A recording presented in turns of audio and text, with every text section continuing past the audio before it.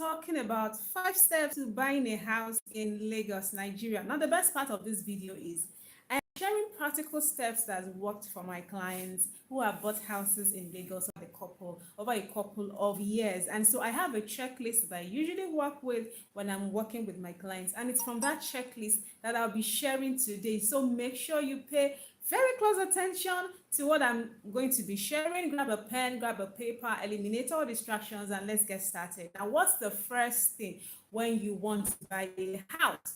The first thing is you've got to have a purpose for that house you want to buy, right? Are you buying it to live in it as your home? Are you buying it for investment purposes? Are you going to put it on the short-let market? Are you going to rent it out to tenants, yearly tenants, or are you going to put it out for a long lease? Now, it's important that you decide on this because in the long run, it affects what you are exactly looking for. And so the decision stage is one thing that you need to pay very close attention to. Now, when you have decided that, okay, this is the purpose for which I'm buying a house. Now, the second is to decide what type of house do I want to buy. Am I buying a semi-detached? Am I buying a duplex? And duplexes come in different shapes, forms and sizes: semi-detached, fully detached, terrace. Where am I buying? Where is the exact location in Lagos I want to buy? All right. Could be on the mainland, it could be on the islands, anyone could be your preference, but you've got to decide where exactly you want to buy. Now, the reason why you have to do all this is because when you start looking, you have to know what you're looking for, and that's why this stage is very important. Now, another thing is, even without talking to a realtor yet, you have to have a budget. So how do you really know what does my budget fit in? Can my budget can you buy a duplex? Or can you buy a flat in a block of flats? Or can you buy a bungalow? All right. And how do you know that? Trust me, it's very easy. With the internet nowadays, information is literally at your fingertips. So what I usually advise is just do a Google search. I want to buy a duplex in on the island. Or you want to even narrow it down and say, how much is a duplex at Victoria Island? How much is a duplex at Chevron? How much is a duplex on Lagos Island? Look at different areas. So then it gives you a very specific idea of what you are looking at. All right, that's very important. So the decision stage is where you do your research, your budget too, and you know what you are looking for. I hope that is helpful. If it is helpful, type in "it's helpful" in the comment section. Now, the second stage is where you then decide, you now start searching for the property.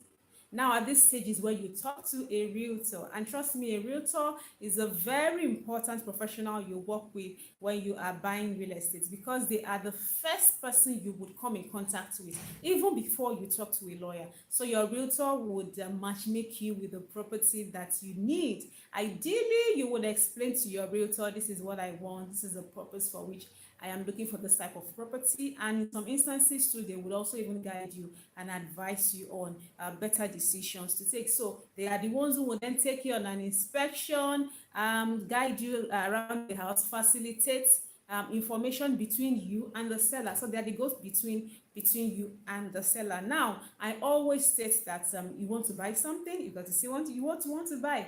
Isn't that right? So you have to see what you are buying. So after you have visited the property and it's fine, it's what you want. And let me also add that you should look out for a lot of things. Number one is the environment, accessibility. How accessible is the place to, how accessible is the house? What's the track record of the developer? That's another thing. So do they deliver on good projects? Unfortunately, we've had some people who have had a bad rap for delivering bad houses, substandard houses. So it's important you find out about the track record of the developer you want to buy from. All right, look at the house, the plumbing, the electrical work and everything. And I also usually advise my clients to get a structural engineer to examine the house so that you be sure it's fit and safe for habitation. You know, it's a house, it's built already, so really you're buying something that is a completed product.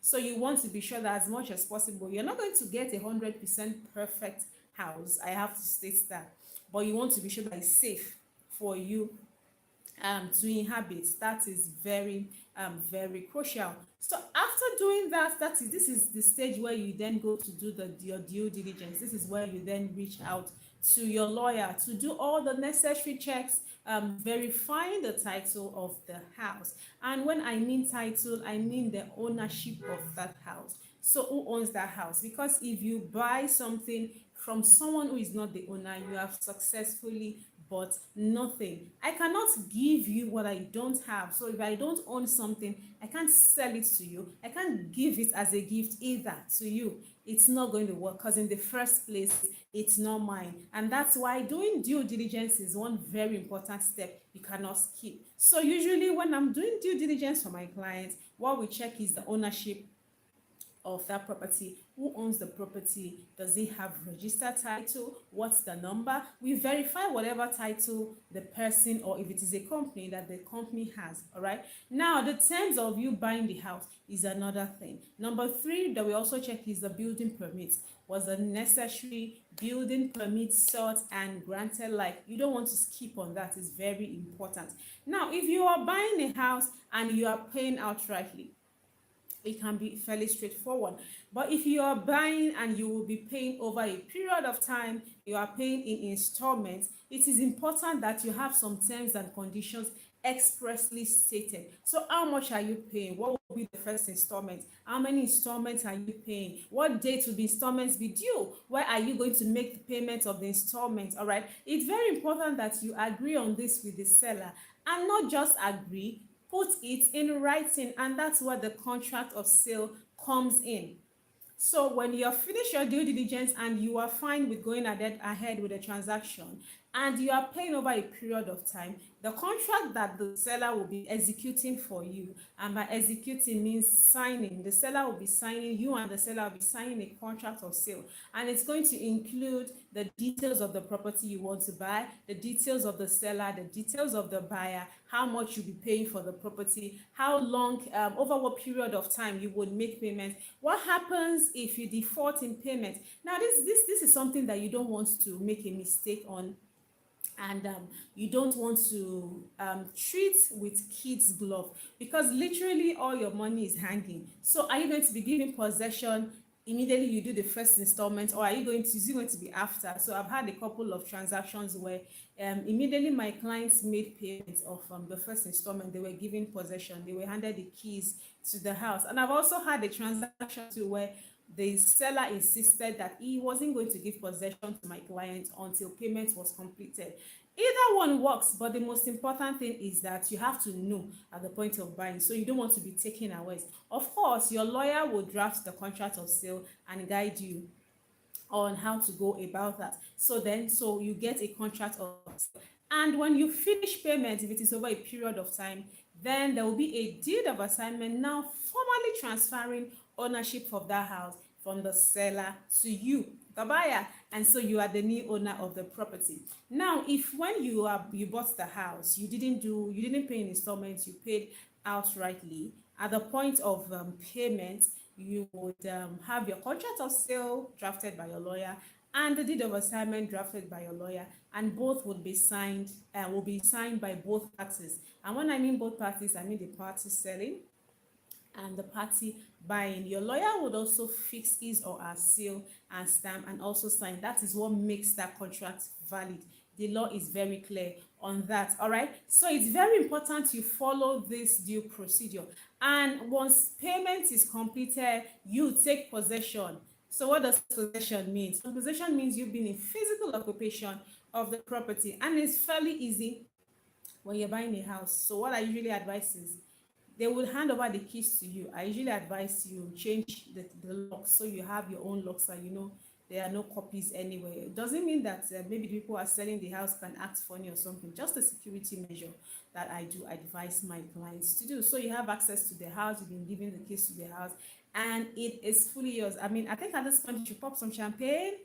All right, so that is it. You have bought the house and the house is yours. So if you're putting it up for is for investment purposes and you want to rent it out, that's the stage where you then get some tenants who will live in the property, and that's what a lawyer can also help you out with that, with checking which is what I usually do. That's the procedure we usually follow in my at my law firm. So we check the people who want to take the house, ask them the basic questions, and we work hand in hand with the landlord or the landlady and inform them this person wants to take this house, this is where they work and everything. We make sure that there's a properly drafted tenancy agreement, there's a guarantor who would sign for them, and that we have enough details to help us arrive at a decision and decided, okay, this person can live in the house. All right. Now, another thing is um, perfecting your title.